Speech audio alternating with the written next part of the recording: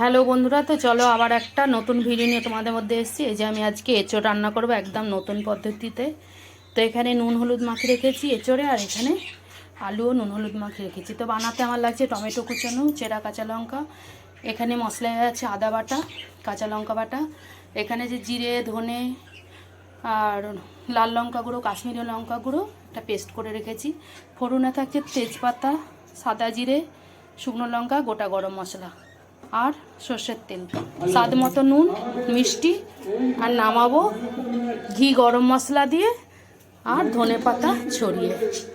তো চলো দেখতে থাকো কি করে রান্না করি। তোমরা এইভাবে বানিয়ে খেয়ে দেবে, খুব ভালো হয় আমি যেভাবে বানাচ্ছি। তো কড়াই তেল দিয়ে দিয়েছি। তো দেখো তেল গরম হয়ে গেছে।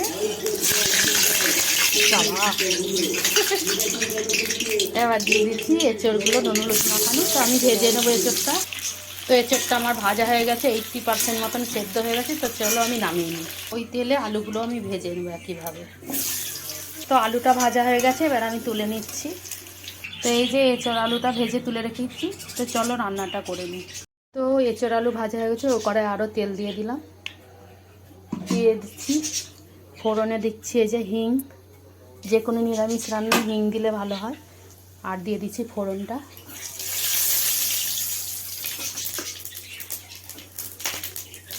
দিয়ে দিচ্ছি টমেটো কুচানো,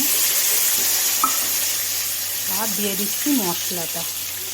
দিয়ে ভালো করে কষিয়ে নেবো আমি।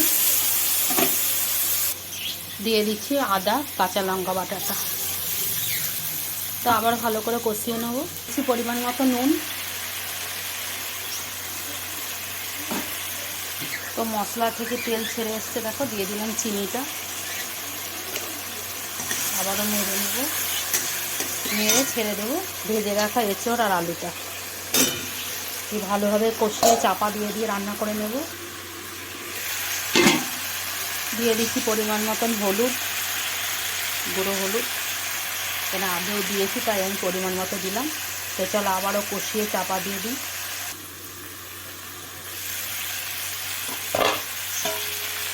এই যে খুব সুন্দর কষানো হয়ে গেছে, খুব সুন্দর দেখো কালার এসে গেছে। তো এবার আমি দিয়ে দেবো এই যে গরম জল,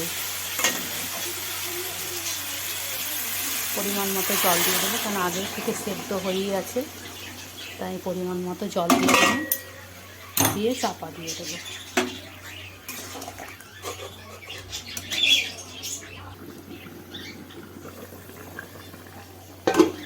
তো খুব সুন্দরভাবে ফুটে এসছে। দিয়ে দিচ্ছি চিড়ে রাখা কাঁচা লঙ্কা।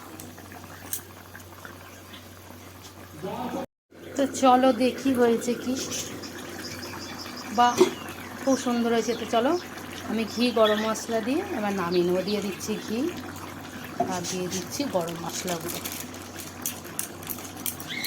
দিয়ে চলো নামিয়ে নেবো। তো এবার নামিয়ে নেবো।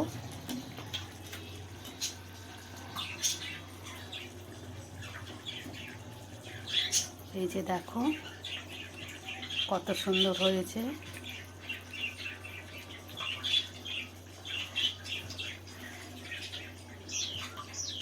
তো ভিডিওটা ভালো লাগলে লাইক শেয়ার কমেন্ট করো।